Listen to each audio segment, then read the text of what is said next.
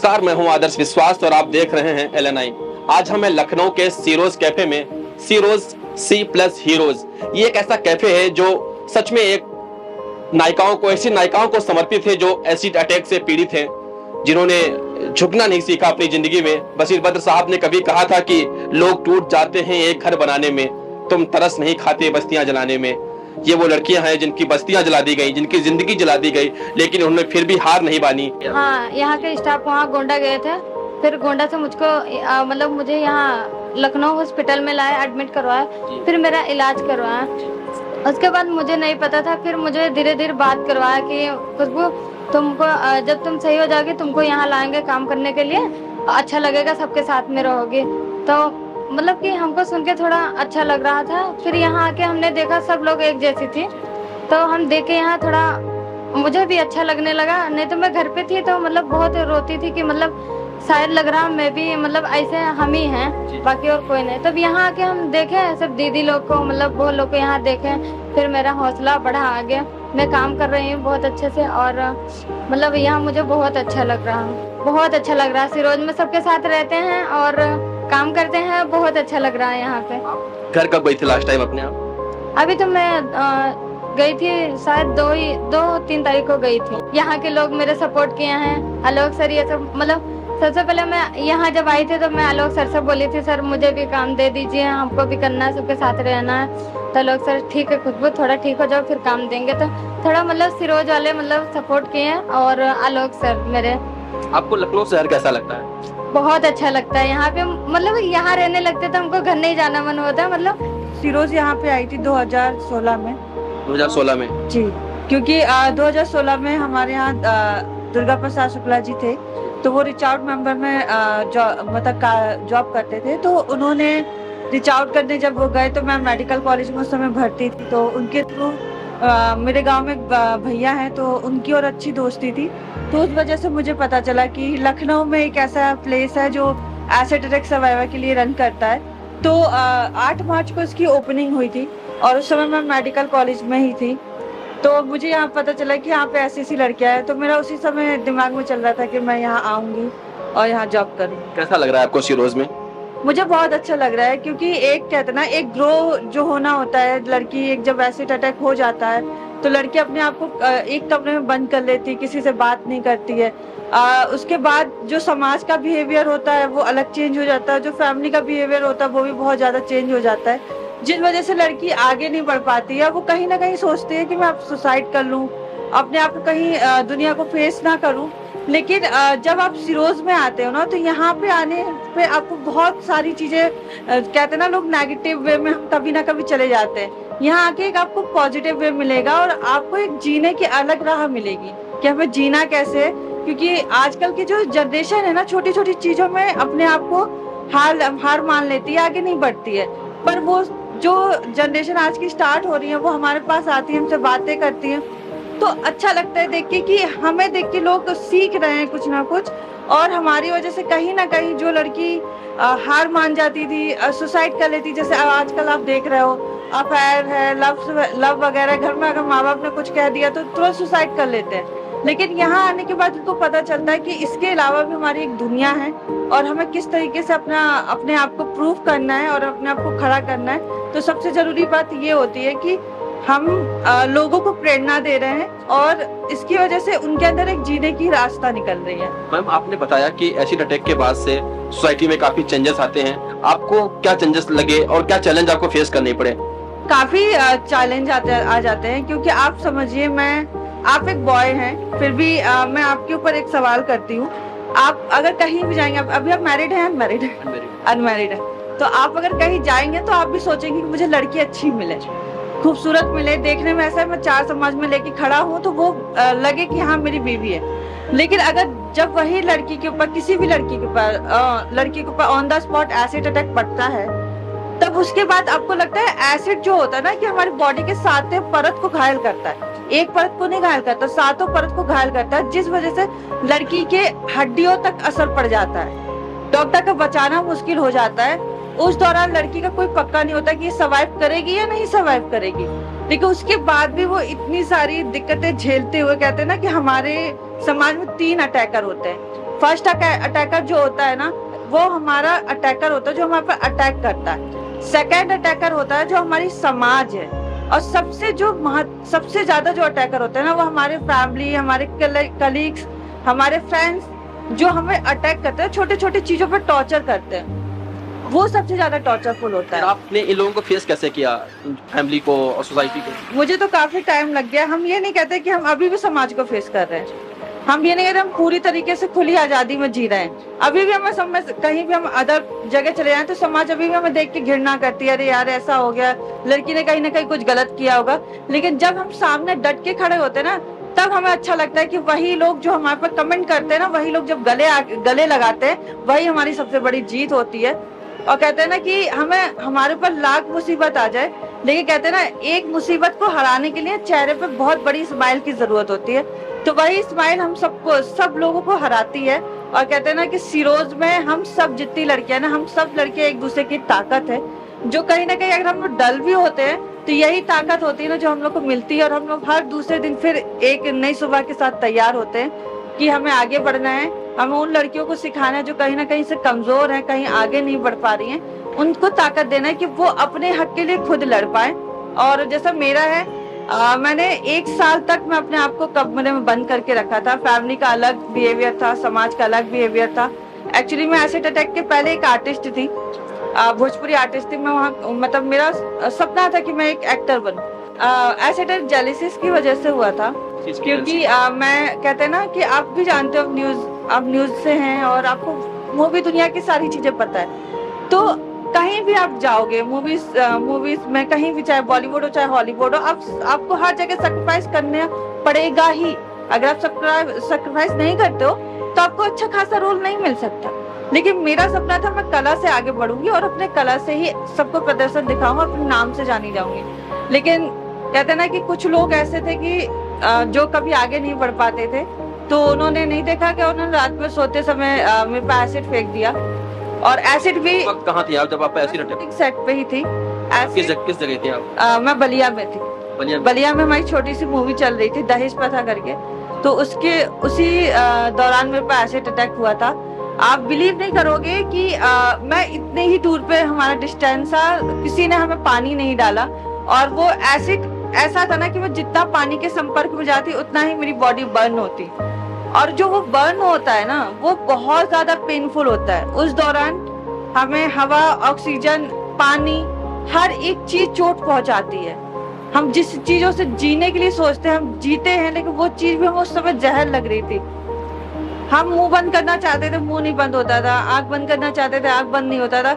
ऐसा लगता था सारे बॉडी पार्ट अलग हो चुके हैं। इतना ज्यादा पेनफुल था ना, ऐसा लगता है कि एक टैंक में मिर्ची भरा टैंक में हमें किसी ने डाल दिया हो। और मैं तड़प रही थी, चिल्ला रही थी कि मुझे पानी डाल दो, मुझे जलन हो रही, बहुत ज्यादा जलन हो रही है, जलन बर्दाश्त नहीं हो रही। क्योंकि जैसे मैं गाड़ी या हवा के संपर्क में आती, मुझे और ज्यादा जलन होने लगती थी। किसी तरीके से मुझे हॉस्पिटल लेके गए, एक नॉर्मल से डॉक्टर में, आप देखे होंगे गाँव में झोला छाप डॉक्टर होते हैं, उनके पास लेके गए। वहाँ ट्रीटमेंट स्टार्ट हुआ, लेकिन वहां से भी कुछ नहीं, उन्होंने इंजेक्शन वगैरह लगाए। किसी तरीके से मुझे बलिया जिला हॉस्पिटल में रेफर किया गया। वहां पे भी बहुत गंदा ट्रीटमेंट था और 3 दिन मैं उसी गंदगी में पड़ी रही और मेरी सांस रुकने लगी। बहुत मुश्किल से मुझे न्यूज चल रही थी उस समय और मुझे एक डॉक्टर देख रहे थे, डॉक्टर सुबोध, वो वाराणसी के हैं। उन्होंने मुझे बुलाया, फिर उन्होंने मेरा ट्रीटमेंट स्टार्ट किया। लेकिन कहते हैं ना, जब डॉक्टर सपोर्टेड हो ना, तो चाहे जैसा भी पेशेंट हो वो खड़ा ही हो जाता है। लेकिन मेरे डॉक्टरों ने जितना मेहनत किया है मेरे ऊपर, मैं मतलब सलाम करती हूँ ऐसे डॉक्टर को कि हर एक डॉक्टर को ऐसा होना चाहिए। क्योंकि जिस समय परिवार साथ नहीं होता ना, उस समय डॉक्टर ही, माँ बाप, भाई, सारी रोल वो निभाते हैं। और उस दौरान बस एक ही बात डॉक्टर ने मुझसे कही थी, अगर तुम हार गई तो समझ लेना मैं जिंदगी भर के लिए हार गया। तो ये बात मेरे दिल में बहुत ज्यादा लगी थी कि एक खून का रिश्ता है और एक बिना खून का रिश्ता है जो मुझे जिंदगी दे रहा है, और एक खून का रिश्ता जो मुझे मौत दे रहा है। बहुत सारी ऐसी चीजें थी जो मुझे कई बार मारने की कोशिश की, यहाँ तक कि मुझे तो प्लेटफॉर्म में भी छोड़ दिया गया कि जब तक जिंदा रहेगी रहेगी, नहीं तो ट्रेन के नीचे कट के आके मर जाए। तो ये लाइफ में मैंने देखा। तो मैं उस समय 21 साल की थी, और वो आप सोच सकते हैं 21 साल की उम्र में लोग जीना खेलना कूदने की उम्र होती है और उस समय मेरी दर्द की उम्र थी। और आप विश्वास नहीं मानेंगे, हमने वो गरीबी देखी है कि हाँ, एसिड अटैक के बाद रोटी के लिए कैसे तरसा जाता है। तो मैं समझ सकती हूँ वो सारी चीजें, वो दर्दनाक चीजें। और मैं जब भी सीरियसली मैं ज्यादा डीपली जाती हूँ तो मैं एकदम रोने लगती हूँ, तो मैं ज्यादा डीपली नहीं जाना चाहती। लेकिन मैं उन सब चीजों से बहुत दूर आ चुकी हूँ और मैं अब इतनी ज्यादा स्ट्रॉन्ग हो चुकी हूँ ना कि अगर पत्थर मारेगा तो पत्थर का जवाब ईंट से देने का इतनी रखती हूँ। और मुझे बहुत अच्छा लगता है कि जंग लड़के जीतना, जब तक आप जंग नहीं लड़ सकते तब तक जिंदगी का कोई महत्व नहीं होता। और जिंदगी जब तक दुख आता है ना तब तक आता है, उसके बाद खुशियां बहुत बेशुमार आती है। तो वही बात है, मैं जब से सीरोज में आई ना तो मेरे लिए खुशियां हैं। आप घर जा रही हैं, अपने घर जाती हैं अब? अपने घर जाती हूँ और अब तो पहले गर्व से जाती हूँ। जब मैं फर्स्ट टाइम सीरोज में आई थी तो मेरे लिए एक बहुत ही मतलब कहा जाए प्यारा सा केस है, और एक कहा जाए थोड़ा मेरे लिए भी दर्दनाक था कि मैं जब यहाँ आई थी तो मेरे चेहरे पे बहुत बड़ा दुपट्टा था। मैं चेहरा कवर करके चलती थी, मैं बिना चेहरा कवर करके नहीं चलती थी। लेकिन मैं जब यहाँ पहली बार आई ना तो रेशमा जी हैं, मतलब पता नहीं क्या कनेक्शन था उनका। जैसे मैं आई और उन्होंने मुझे गले से लगाया, फर्स्ट वो लेडी थी जो उन्होंने मुझे पहली बार बोला कि आपकी गलती नहीं थी, गलती उसकी जिसने एसिड फेंका, और आज के बाद से आप चेहरा कवर नहीं करोगे। और उस दिन की देन है और आज तक की देन है, मैंने कभी चेहरा कवर नहीं किया और आज मैं ऐसे खुलेआम घूमती हूँ। अगर कोई भी मुझे कमेंट करता है ना तो मैं कहती हूँ मुंह बंद करना तुम्हें है, चेहरा कवर तुम्हें करना, क्यों सोच तुम्हारी खराब है, मेरी नहीं। मैं आजाद पंछी हूँ, मुझे ऐसे ही जीना है। तो अब मुझे मेरे पिताजी भी कहते ना कि जो घर के लोग मुझे सपोर्ट नहीं करते थे, आज मेरे पास फोन आता है कि बेटा ये काम करूं या ना करूं, तो एक मतलब खुशी होती है कि एक घर का बड़ा बेटा जैसा मुझे सम्मान दिया जा रहा है। तो इससे बढ़ के अब क्या है। मैम, जिन लोगों ने आपके ऊपर अटैक किया था उनको कोई सजा हुई? सजा तो हुई थी, मैंने शक के दौरान पे एक लड़की के ऊपर केस किया था, पर उसके प्रति कोई सबूत नहीं मिला तो शायद केस बंद कर दिया गया। और ठीक है, जैसा है कहते हैं ना कि अगर हम उसको माफ कर रहे हैं लेकिन ऊपर वाला कभी माफ नहीं करेगा, उसकी लाठी में बहुत दम होता है, तो कहीं ना कहीं सजा तो मिलेगी। लेकिन मेरा कर्म है, मैं अपना कर्म करती रहूंगी। और सबसे अच्छी बात की जिंदगी का नाम है जीना, जीते रहो। हाँ जी, मेरे ऊपर 2013 में अटैक हुआ था। मैं और मेरी मम्मी साथ में सो रहे थे, रात को 12 बजे मेरे ऊपर और मेरी मम्मी के ऊपर अटैक हुआ था। आपकी माँ के ऊपर भी अटैक हुआ था? मेरी मम्मी को ही मारना चाहता था, लेकिन मैं अपनी मम्मी के साथ में सो रही थी तो इसलिए मेरे ऊपर भी आ गया था। तो आपकी माता जी इस वक्त हैं? हाँ, मेरी मम्मी है वो, लेकिन वो भी आगरा रहती है। ये जो कैफे है वो भी वहाँ पे एक कैफे है, तो वहाँ इसके और भी ब्रांच हैं? 3 कैफे हैं हमारे। अच्छा, एक आगरा में है? एक आगरा में, एक लखनऊ में, एक नोएडा में। शिरोज क्या है, आपकी ज़िंदगी के लिए क्या है, तो मैं ये बताना चाहूँगी कि शिरोज एक नई ज़िंदगी है। जैसे कहते नहीं कि इंसान दुनिया में आता है तो एक नया जन्म होता है, दुनिया में आता है, तो इस तरह से देखा जाए तो एक ये जन्म स्थान है हम लोगों का। यहाँ समझ लिया हम लोगों का दोबारा जन्म हुआ है, क्योंकि अटैक के बाद सारी लड़कियां जीना छोड़ देती हैं, सोचती हैं उसका कुछ भी नहीं बचा, ज़िंदगी में कुछ भी नहीं है, कोई भी सपोर्टर नहीं है, कुछ भी नहीं है, उदास हो जाती। कई लड़कियों ने तो जान देने की भी कोशिश की है। तो यहाँ पर आके वो चीज़ें मिली हैं, एक नया परिवार मिला है, खुशियाँ मिली हैं। और सबसे बड़ी बात तो ये है कि जो ये समाज है जो हम लोगों से बात करना नहीं पसंद करता है, जो देखना नहीं पसंद करता है, और जो देख के ही मुँह घुमा लेता है कि अरे ये क्या है, अरे देखो तो क्या है, कोई अपने फेस पे एक पिंपल नहीं बर्दाश्त कर सकता यार, उसका पूरा फेस खराब है, क्या एक बार पूछ सकते हो। खैर नहीं लोग पूछते, कोई बात नहीं। तो ये जब ये शिरोज स्टार्ट हुआ तो ये इसी पर्पज़ पे स्टार्ट हुआ था, क्योंकि पैसे तो सभी कमाते हैं, ऐसा नहीं कि पैसे तो कमा लिए जाते, और मतलब एक ये हैगा यहाँ पर कि एक मैसेज पहुँचे, ये बंद तो ऐसे नहीं हो सकता है ना। जब इंसान जब देखना नहीं पसंद करना, बात करना नहीं पसंद कर रहा है, तो ये हुआ कि शिरोज खोलते हैं, वहाँ पर लोग आएंगे, नए लोग आएंगे, एक ही तरह के लोग नहीं आएंगे, कहीं से भी आ सकते हैं। और फिर इतना अच्छा स्पेस हम लोगों को यहाँ पर मिला है, बगल में पार्क है, लोग काफ़ी दूर से आते हैं पार्क की वजह से। और लखनऊ तो आप जानते हैं कितना अच्छा शहर है, लोग घूमने पर। शिरोज के बारे में अटैक मुझ पे 2009 में हुआ था, तो 14 साल मैं घर से अपने बाहर नहीं निकली थी, मतलब कि एज इन की आस पड़ोस में जॉब कर लेती थी, वॉकिंग डिस्टेंस में जॉब तो मैंने की है, पर मैं बाहर कहीं जा करके मुझे कभी नहीं लगा ऐसे, क्योंकि एनजीओज के बारे में ना मैं बहुत मतलब गलत सुना हुआ है कि एनजीओज ऐसी होती हैं वैसी होती हैं, कि ध्यान नहीं देती हैं, सिर्फ गवर्नमेंट को दिखाने के लिए करती हैं एनजीओ, वो टाइप्स ऐसे होता है। तो मुझे 23 में लास्ट ईयर सितंबर में मैं थोड़ा अपने हस्बैंड से नाराज होकर घर से आ गई थी जुलाई में। तो मेरे पेरेंट्स भी नहीं है यहाँ पे, वो मेरी मम्मी बाहर रहती हैं, भैया ये सब बाहर रहते हैं। तो मैं अपनी फ्रेंड के घर में थी, मेरी बेटी भी मेरे साथ थी, 16 साल की है वो अभी। तो मेरी बेटी भी मेरे साथ थी, तो मैं अपनी फ्रेंड के घर थी। तो उसी टाइम उसी दौरान मैंने काफ़ी जगह पे इंटरव्यूज दिए, पर बाहर निकल के वो फेस करना कि इंटरव्यूज के बाद में आपको कहीं जॉब नहीं मिलती है because of your appearance, face appearance. तो फिर उसके बाद मुझे पता चला छाँव के बारे में। मैंने आलोक दीक्षित जो हमारे फाउंडर हैं उनसे बात किया, तो उन्होंने अगले ही दिन, जबकि संडे था, बहुत हम्बल पर्सन है वो, बहुत डाउन टू अर्थ है, उन्होंने अगले ही दिन मुझे बुला लिया कि आप आइए, आप हमसे बात कीजिए, हम आपको मतलब शेल्टर देंगे, ऐसी बात नहीं है। तो उन्होंने मुझे बुलाया, उनसे बातचीत हुई नोएडा वाले ऑफिस में, नोएडा उनका ऑफिस है। तो नोएडा में बातचीत हुई, उन्होंने मुझे बोला कि आप, क्योंकि मेरी एक शर्त थी कि मेरी बेटी भी मेरे साथ में ही रहेगी। वैसे इधर ऐसे नहीं होता, सिर्फ एसिड अटैक जो विक्टिम्स होते हैं, जो हम सर्वाइवर्स हैं, वो ही रहते हैं यहाँ पे। तो उसके बाद में उन्होंने बोला ठीक है, आपकी बेटी भी आपके साथ ही रहेगी, मगर 1 महीने का थोड़ा टाइम दे दी। उन्होंने मुझसे 1 महीने का टाइम मांगा कि 1 महीने में हम अरेंजमेंट सब कर देते हैं आपके रहने का, सब जगह का। तो 1 महीने यानी सितंबर में, मैं सितंबर 13 को मैं आ गई थी नोएडा के शिरोज होम, रिहैब सेंटर्स को शिरोज होम के नाम से बोला जाता है। तो वहाँ पे सर्वाइवर्स रहती हैं और अपना जॉब करते हैं, पढ़ाया जाता है, उनको ट्रेनिंग्स दी जाती है। तो मेरे साथ मेरी बेटी भी आई थी। जैसे मेरे साथ अटैक हुआ तो 2011 में मेरे साथ अटैक हुआ था, दहेज को लेकर के मैंने बताया था। 20 महीने मेरी शादी को हुए थे, जिसमें 2009 में मेरी शादी हुई थी, 2011 में अटैक किया था। 2016 में सिरोज ज्वाइन किया था मैंने।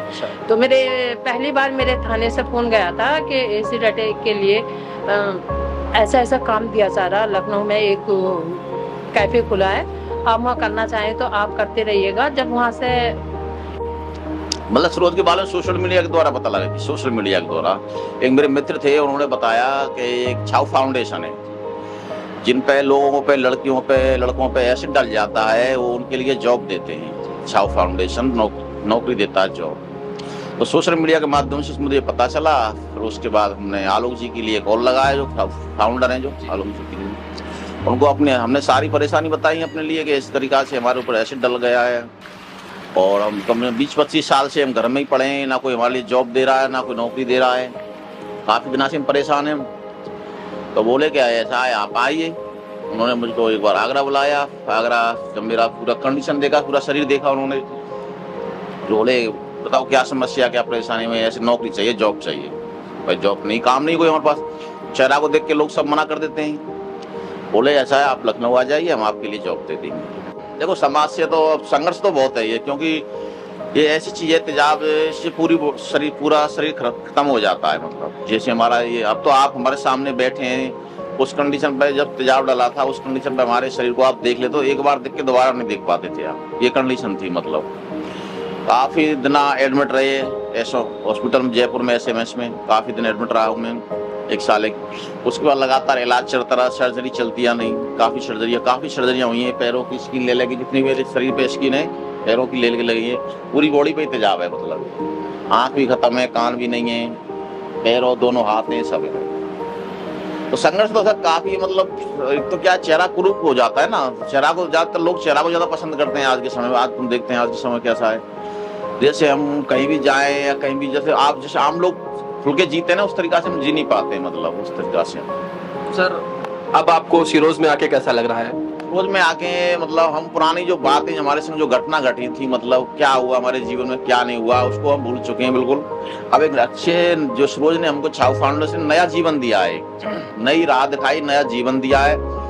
देखो हर कोई चाहता है, कोई पढ़ाई लिखाई करता है वो जॉब के लिए करता है, जो भी कुछ करता है जॉब के लिए करता है। तो हमारे लिए छाव फाउंडेशन हमको जॉब दिया, नौकरी दी। मतलब हमारा शादी भी छाव फाउंडेशन की तरफ से हुई है। मतलब ये समझो आपको नौकरी देती है, हमारी शादी भी हो गई। अच्छा वो रहा है जीवन, अच्छा।